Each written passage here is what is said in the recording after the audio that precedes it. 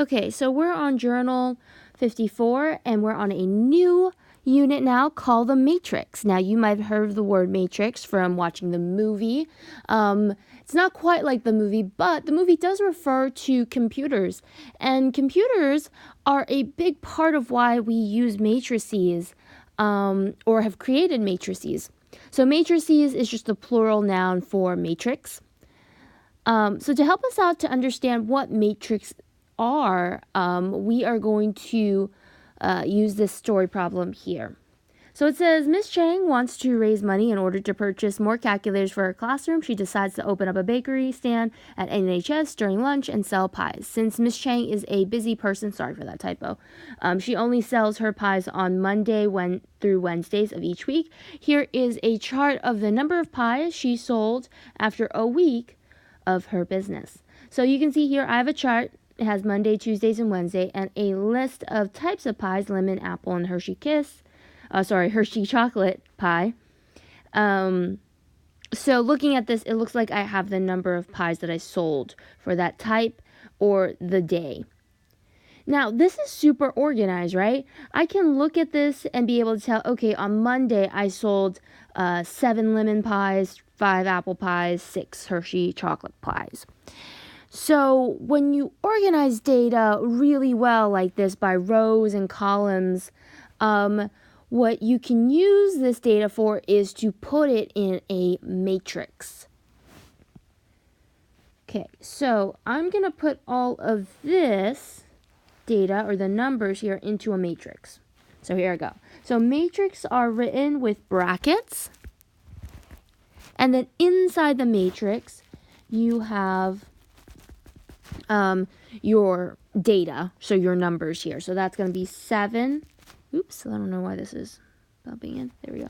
7, 5, 4, 5, 8, 3, 6, 4, 7. So I got those numbers straight from the table. As you can see, they're placed where they are on the table, similar to like what is on the table. So remember, the columns represents the days. So this is really Monday, Tuesday, and Wednesday. And the rows represents the type of pie. So this is lemon pie, apple pie, Hershey chocolate pie. And so when I write things into a matrix, I can actually put all of this information into a computer. A computer can read matrices really well. And so why do we care about giving the computer information? Well, because the computer is a lot faster at adding and subtracting or finding a value. Where humans can do it all, but it takes more time and there's more likely to be human error. So looking at this, if you put this in a computer and you were to ask it, hey, total up all the pies that I made in the 3 days. Well, it would take all of the numbers inside this matrix and add it up and then give you the number back. Now, if you didn't make a matrix, you would have to, add them all up by hand, which is fine. But think about if you were a big company, like you were the company P&G. If you've heard of P&G before, they are a huge company that just creates like a lot of family products. And when you own so many products, it's really hard to keep track of all the products. Like they sell thousands of different products. So how can big companies keep track of how much they sell, how often a product is sold? So to keep track of all of this, we can use matrix to keep track of the data. So let's say that I've created a matrix for this data here, like I've done here. What I can do is ask the computer to, let's say if I wanted to know on Monday how many lemon pies did I sell. Well, the computer would go to the column Monday and then go to the row for lemon pies, take that number from the cell, and give that to you. So it would go to this cell here and pick up the 7 and spit it back to you and tell me it's 7. There were 7 lemon pies sold on Monday. And it could be very quick at that. So if it knows the day that you want and it knows the type of pie, it goes into the matrix and finds that correct value. So that's one of the ways we can use matrices is to organize data. You can think of matrices as a technique used for bookkeeping. So bookkeeping, lots of numbers, essentially. Okay, so now we're going to go a little bit over the definition of matrices. So a matrix is this rectangular array of numbers. In other words, this arrangement of numbers is what arrays mean. So whenever you create a matrix, we have to use brackets. And then inside the matrix, or inside the brackets here, you have your elements. So these are what I call elements. And elements in a matrix are usually represented as numbers. So the numbers that are in a matrix.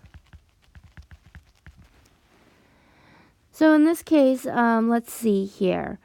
So to draw or to write a matrix, you need to know how many rows there are in the matrix. So in this case, if you look, remember, rows are actually horizontal. So there are, when it comes to rows, so if I look horizontally, I have 2 rows. So rows are just looking at the numbers, or in this case variables, horizontally. If I wanted to know the number of columns, well, let's take a look here. So for columns, you can think of them being up and down. So don't get that confused with rows. So there are 3 columns here. 1, 2, 3. So columns mean vertical or up and down. But when you write your dimension, you want to write it rows first and then columns. So we saw here it was rows first, so in this case 2 rows. And then there's an X in between them. You have to have an X between your rows and columns. And so the number of columns there are is 3. So this is what we call a 2 by 3. When you pronounce that X, you actually say by. So this is a 2 by 3. Another cool thing is that why they use this multiplication symbol, this X, is to show how many elements there could be too. So 2 times 3 gives you 6, right? And guess what? There are 6 elements inside this matrix. Pretty cool, right? And yeah, so that's it. So just remember, whenever you write your dimensions, you need to write rows first and then columns. So so a phrase I use to remember to write rows first is race cars. So if you look at this here, race, the R with the rows, so that tells me to do rows first, and cars, kind of like the columns, or the C's, that represents the columns. Okay, so in our next slide here, we're going to do a little bit more practice problems with recognizing the dimensions. So let's check that out. So we talked a little bit about finding dimensions. So remember, it's always rows and then columns. So write your rows first. So looking at this problem here, there looks like there is one horizontal line of numbers. So there's 1 row. And let me write down 1 row. And let's drop down our X. And there looks to be 2 columns. So columns, remember, are vertical. So we have 1 column and then 2 columns.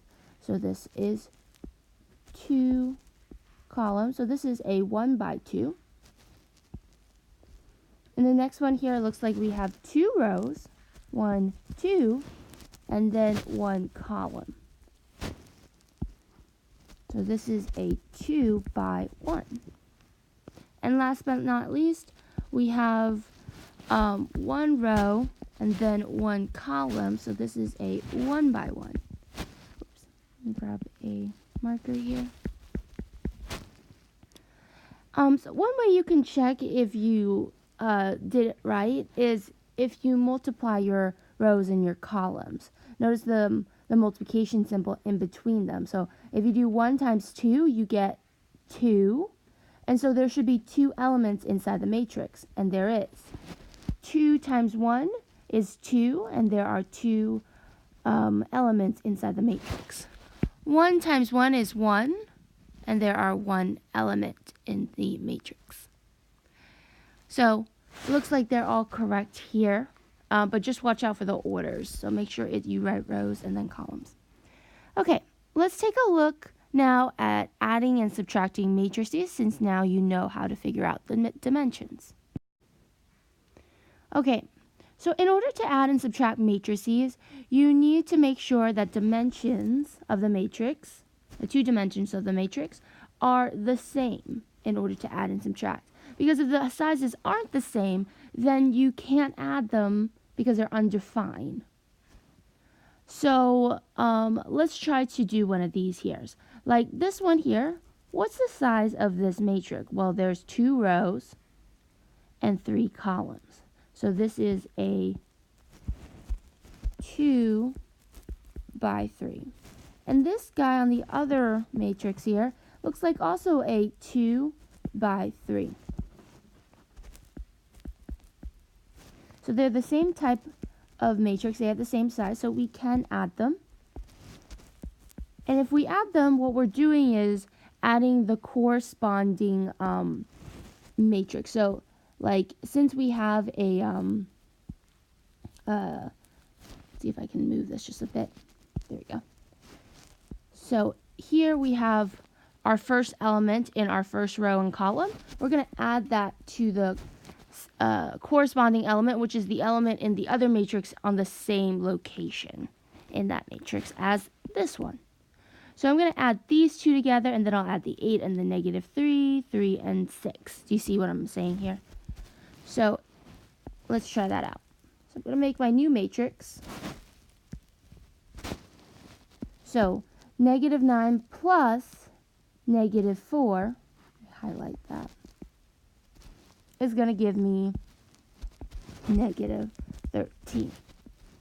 8 plus -3 gives me 5.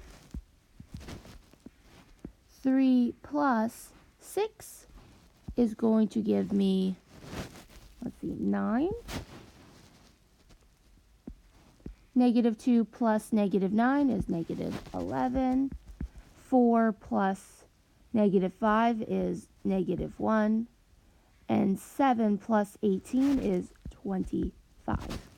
And notice that when you add all the elements to their corresponding, you make a new matrix that's also the same size. This is also a 2 by 3. And so that's why it's really important that we make sure that the size is the same, because a new matrix should have the same size. All right, so now we're going to look at part B here. So if you look at these 2 matrices, we're subtracting. So you're doing the same. You are taking the corresponding elements, but this time you're going to be subtracting the elements. So I'm actually going to show the steps where I'm subtracting here. So what I mean here is the first one that I have is -3 minus -4. The next one here, I would do 4 minus 12. I'm going to show that out. 4 minus 12.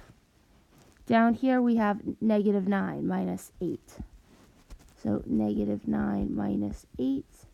And last but not least, we have -5 minus -7. When I write all the steps out, I notice that there are 2 negatives here, right? So 2 negatives make a positive. So this becomes a positive sign, and the other one also becomes a positive sign because there's 2 negatives. So now when I subtract or add my numbers, like here, it's going to be -3 plus 4. Well, that gives me 1 in my first cell. And then this one here is 4 minus 12, so that's going to give me -8. This third one here is -9 minus 8, so I have -17. And this one here is -9 plus 7, so that's going to be a 2. So when I add or subtract all my numbers here, I got this to be simplified down to this. All right, let's look at our last one here. So this matrix here is a 2 by 2, right? 2 rows, 2 columns. This one, on the other hand, looks not the same size. It looks like we have 2 rows, but actually 1 column, right? There's only 1 vertical stream of numbers. So a 2 by 1. So since they're not the same size, that means that they're undefined. So this answer here is undefined. Because let's think about it. You would be like trying to take -4 and subtracting with 8, which you could. But then when you move on to -1 and you try to subtract it with this matrix, there's nothing to subtract it with. And so because there's nothing to subtract it with, we can't subtract these two matrices, so it's undefined. Okay, so in the next slide here, we're going to take a look at multiplying matrices with something called a scalar. So if you know how to distribute like with a number on a parentheses, then it's the same type of idea. All right, so let's talk about multiplying with a scalar. A scalar is just meaning that it's a number that you're multiplying with. So a scalar is a number that we multiply with or distribute with. And we distribute it into the matrix so that each element inside the matrix gets multiplied. So you see here how like there's a 5 in front of this matrix, so that's our scalar. This matrix here has a scalar of 3, and this matrix here has a scalar of 2. So with the first one here, because you have this 5 outside, excuse me, let me move this a little over. So we have this 5 that's outside, so that's going to be distributed inside the matrix. So that means this 2 gets a 5, 6, and -3, and 1. So we have, let's see here. Let's make a new matrix. So if I do 5 times 2, that gives me 10. If I do 5 times 6, that gives me 30. If I do 5 times -3, that's -15. If I do 5 times 1, that gives me 5. And that's it. So all I did was multiply this 5 by each element inside. I got my new matrix. So that's what I'm going to do here as well. Oh, excuse me. And because there are multiple things going on here, let's think of this like order of operations. You would always want, if you had like a number outside your parentheses, you always want to distribute that number first and then add or subtract if needed. So that's what we're going to do here. We're going to distribute the numbers first. See if I can grab a marker. There we go. So like the first one here, I'm distributing a 3. So I'm going to do 3 times 5, which is 15. 3 times 3 is 9. 3 times 11 is 33. 3 times -2 is -6. There's a minus sign, so I'm going to carry that down. Now I'm going to distribute this 2, and I'm only going to distribute the positive 2 to the elements inside. I'm not going to distribute this negative. So if I distribute this 2, that gives me 2 times 2, which is 4. 2 times 6 is 12. 2 times 3 here is 6.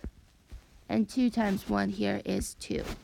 So now that I've distributed, I'm going to take care of the subtraction now. So I'm just taking my corresponding elements and subtracting it with its corresponding element. So taking the two numbers and matching them up by their location and then subtracting. So let me make a new matrix here.